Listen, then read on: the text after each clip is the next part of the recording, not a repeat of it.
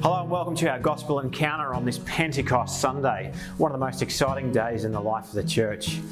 You know, only 10 days ago, it's Jesus ascending into heaven, and before he ascends, he says, "Go and make disciples of all nations, but wait here until you receive power."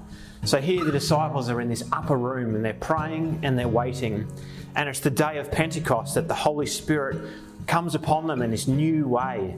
And there's this wind in the room, which is so noticeable that it's written down.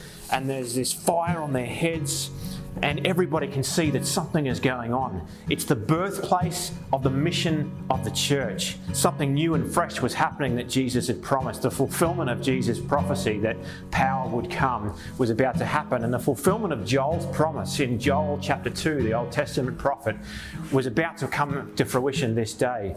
So here's the apostles. And it's the day of Pentecost, so people are gathered from all around and they begin to preach in languages they've never preached before. They begin to communicate the gospel in a way they've never done, in a way that is more effective and more powerful because it cuts right through those language barriers and those confusion barriers of not being able to understand in your own language. And so on that day, as Peter preached, 3,000 people were added to the church and the missionary activity of the church began.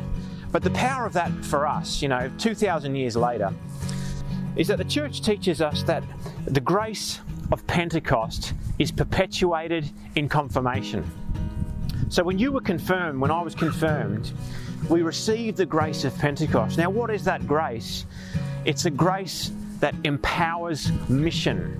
It's a grace that empowers you and I to bring the gospel to those around us, to help people encounter the person of Jesus, to help us all to go and make disciples of all nations. And so here we are walking out of a church. It's a beautiful church, right? But the gospel is not for staying in a building. The gospel is not to stay in the four walls of a church.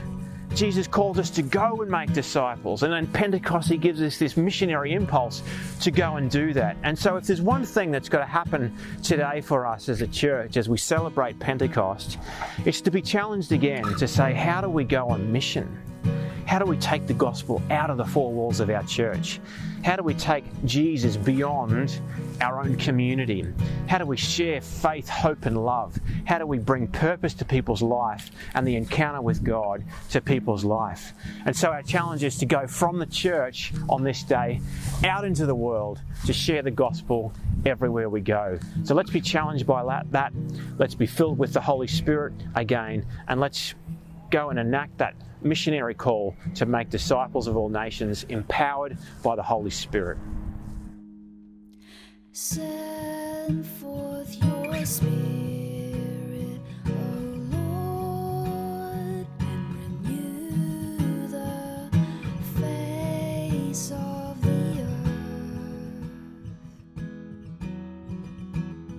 earth. Send forth your Spirit,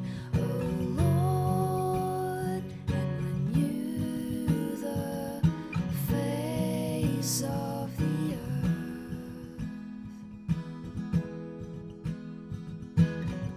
Bless the Lord, my soul.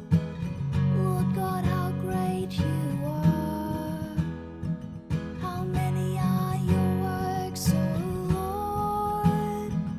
The earth is full of your riches.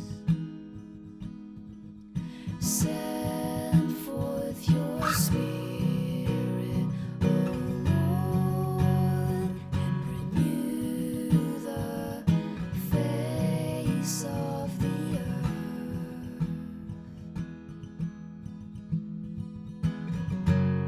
You take back your spirit, they die, returning to the dust from which they came.